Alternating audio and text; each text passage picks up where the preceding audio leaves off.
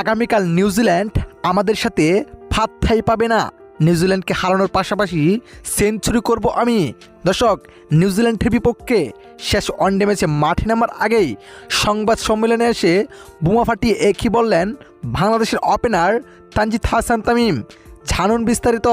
দর্শক, আগামীকাল অঘোষিত ফাইনাল ম্যাচে শক্তিশালী নিউজিল্যান্ডের বিপক্ষে মাঠে নামবে বাংলাদেশ, যেখানে জিততে পারলেই সিরিজ জেতার রেকর্ড করবে নিউজিল্যান্ডের বিপক্ষে বাংলাদেশ, আর হারলেই সিরিজ হারবে।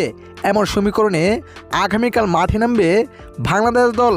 তাই তো শক্তিশালী নিউজিল্যান্ডের বিপক্ষে মাঠে নামার আগেই সংবাদ সম্মেলনে এসে বোমা ফাটালেন তানজিদ হাসান তামিম, যেখানে তিনি বলেন আগামীকাল নিউজিল্যান্ড আমাদের সাথে ফাত্তাই পাবে না এবং কি নিউজিল্যান্ডকে হারিয়ে সিরিজ জিতবো আমরা এবং এই ম্যাচে সেঞ্চুরি করব আমি।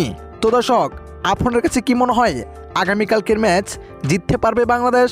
অবশ্যই জানিয়ে দিবেন আপনার মতামত এই ভিডিওর কমেন্ট বক্সে। ধন্যবাদ।